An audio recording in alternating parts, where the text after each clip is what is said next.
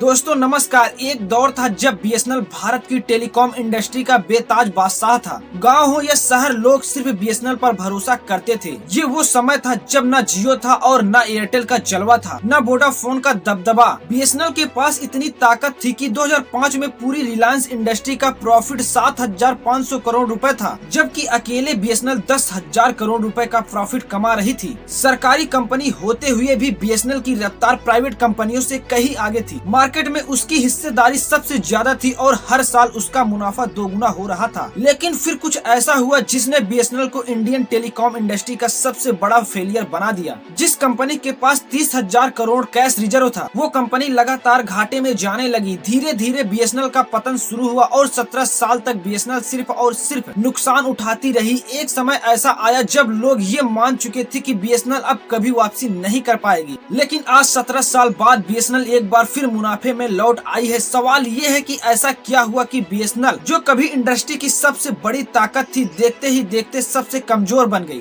क्या मार्केट की ताकत थी, सरकार की नाकामी थी, या फिर कोई सोचा समझा षड्यंत्र था? और सबसे बड़ा सवाल, बीएसएनएल जो 17 साल तक सिर्फ गिरती रही, अचानक से मुनाफे में कैसे लौट आई? ये कहानी सिर्फ बीएसएनएल की नहीं है, बल्कि ये उस सिस्टम की कहानी है जो सरकारी कंपनियों को चलाने का दावा करता है। ये कहानी है एक शानदार सफर की, एक दर्दनाक पतन की और फिर एक धमाकेदार वापसी की। इस वीडियो में हम आपको बताएंगे कि बीएसएनएल को बर्बाद करने के पीछे कौन था और अब वो कैसे फिर से उठ खड़ी हुई। तो चलिए जानते हैं आज के इस वीडियो में।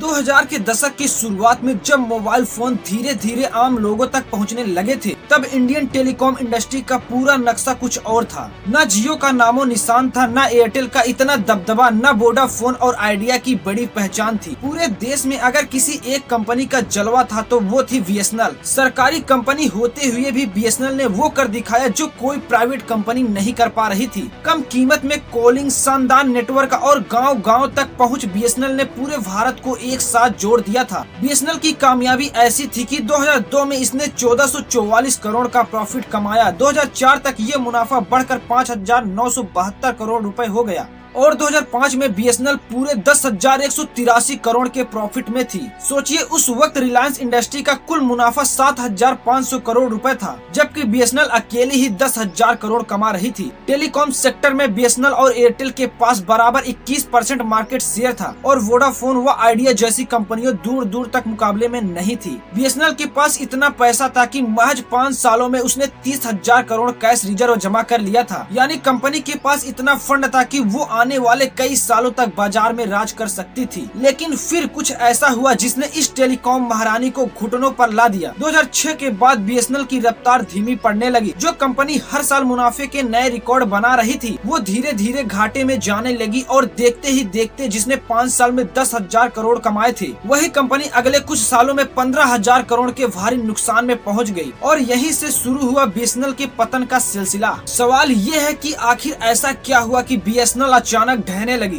क्या ये सिर्फ मार्केट का दबदबा था या फिर इसके पीछे कोई सोची समझी साजिश थी? क्या सरकार ने जानबूझकर बीएसएनएल को बर्बाद किया या फिर ये सरकारी बाबुओं की लापरवाही का नतीजा था? और सबसे बड़ा सवाल, जो कंपनी 17 साल तक लगातार घाटे में थी, वो अचानक से फिर से मुनाफे में कैसे लौट आई? बीएसएनएल के पतन की कहानी कई परतों में छिपी है और इसकी सबसे पहली वजह थी खराब मानव संसाधन प्रबंधन। 2006 में जब बीएसएनएल की रफ्तार तेज थी, तब कंपनी के पास 2.2 लाख कर्मचारी थे। दूसरी ओर उसी समय एयरटेल जैसी प्राइवेट कंपनियां महज 18,000 कर्मचारियों के साथ अपना काम चला रही थी। फर्क सिर्फ इतना था कि एयरटेल अपने ज्यादातर काम आउटसोर्स कर रही थी, जबकि बीएसएनएल हर चीज खुद संभाल रही थी और यही उसकी सबसे बड़ी गलती साबित हुई। आउटसोर्सिंग का मतलब होता है कि जो काम कोई बाहरी कंपनी बेहतर कर सकती है, उसे उन्हीं से करवाया जाए। इससे खर्चा कम होता है, काम तेजी से होता है और कंपनी का फोकस अपने मुख्य बिजनेस पर बना रहता है। लेकिन बीएसएनएल ने सब कुछ खुद करने की कोशिश की, जिससे उसका खर्च लगातार बढ़ता चला गया। उदाहरण के लिए एयरटेल को अगर 10,000 नए कस्टमर सपोर्ट एग्जीक्यूटिव की जरूरत होती तो वो एक आउटसोर्सिंग कंपनी से कॉन्ट्रैक्ट कर लेता। इससे न सिर्फ उसकी लागत आधी रह जाती, बल्कि जरूरत पड़ने पर वो कर्मचारियों की संख्या घटा बढ़ा भी सकता था। लेकिन बीएसएनएल को अपने कर्मचारियों को अस्थायी रूप से रखना पड़ता, जिससे उसकी लागत दोगुनी हो जाती। दूसरी बड़ी गलती थी बीएसएनएल का बेवजह बड़ी संख्या में कर्मचारियों को बनाए रखना। 2015 तक बीएसएनएल के पास 2 लाख से ज्यादा कर्मचारी थे जिनकी औसत उम्र 55 साल थी। यानी कंपनी के कुल खर्च का 40% सिर्फ सैलरी और पेंशन में चला जाता था। इसके मुकाबले एयरटेल और वोडाफोन कर्मचारी खर्च सिर्फ 10% था। मतलब साफ था प्राइवेट कंपनियां अपने कर्मचारियों को जरूरत के हिसाब से रख रही थी, जबकि बीएसएनएल एक बोझ बन चुकी थी। अब इसमें एक और प्रॉब्लम जुड़ गई, गलत प्रमोशन सिस्टम से। बीएसएनएल में प्रमोशन काबिलियत से नहीं बल्कि उम्र और अनुभव से मिलता था। यानी भले ही कोई कर्मचारी कितना भी टैलेंटेड हो, जब तक उसकी उम्र बढ़ेगी नहीं उसे ऊंचे पद पर नहीं बिठाया जाएगा। इस वजह से युवा टैलेंटेड लोग बीएसएनएल से निकलने लगे और जो बचे उसमें से ज्यादातर सिर्फ कर्मचारी नौकरी की सुरक्षा में बैठे रहे। लेकिन बीएसएनएल के पतन की वजह सिर्फ खराब एचआर मैनेजमेंट नहीं था, इसमें सरकार की गलत नीतियां का भी बहुत बड़ा हाथ था। बीएसएनएल एक सरकारी कंपनी थी और इसका मतलब था कि हर छोटे बड़े फैसले के लिए उसे सरकारी दफ्तरों के चक्कर लगाने पड़ते थे।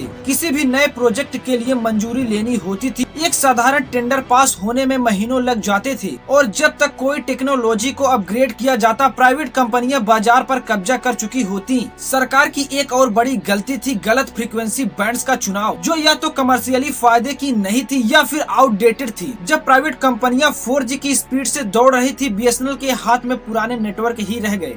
और यही वजह थी कि 2012 में जब जियो और एयरटेल ने 4G लाना शुरू किया, बीएसएनएल के पास 4G लाने के लिए कोई ठोस प्लान ही नहीं था। और सबसे बड़ा झटका तब लगा जब 2016 में जियो ने एंट्री मारी। मुफ्त डेटा, मुफ्त कॉलिंग और सुपर फास्ट 4G स्पीड जियो ने इंडस्ट्री में ऐसा धमाका किया कि एयरटेल और वोडाफोन तक को अपने बिजनेस मॉडल को बदलने पड़े। बीएसएनएल जो पहले ही मुश्किल में थी, जियो के तूफान को झेल नहीं पाई और यही वजह थी कि 2017 आते आते बीएसएनएल पूरी तरह से मार्केट से बाहर होने लगी। लेकिन अब 17 साल बाद बीएसएनएल फिर से मुनाफे में लौट रही है और इसका सबसे बड़ा कारण है सरकार के रिवाइवल पैकेज। बीएसएनएल को बचाने के लिए सरकार ने 3 बड़े पैकेज दिए जिनसे उसकी सबसे बड़ी समस्याएं हल हुई। सबसे पहले वॉलंटियर रिटायरमेंट स्कीम्स की। सबसे पहले वॉलंटरी रिटायरमेंट स्कीम्स के जरिए 80,000 कर्मचारियों को समय से पहले रिटायरमेंट कर दिया गया, जिससे कंपनी का वेतन खर्च आधा हो गया। फिर 1.6 लाख करोड़ का दूसरा पैकेज आया जिसमें बीएसएनएल को 4G लॉन्च करने का मौका मिला। और फिर 89,047 करोड़ का तीसरा पैकेज जिससे बीएसएनएल अब 5G की तैयारी कर रही है। तो अब सवाल ये है कि क्या बीएसएनएल सच में वापसी कर पाएगी? क्या वो जियो और एयरटेल का मुकाबला कर पाएगी या फिर ये सिर्फ एक तात्कालिक सुधार है? आप लोग अपना सुझाव कमेंट बॉक्स में जरूर बताइए। ऐसी ही एक्सप्लेन और नॉलेजेबल वीडियो के लिए हमारे चैनल को सब्सक्राइब करना मत भूलिएगा। वीडियो देखने के लिए बहुत बहुत धन्यवाद।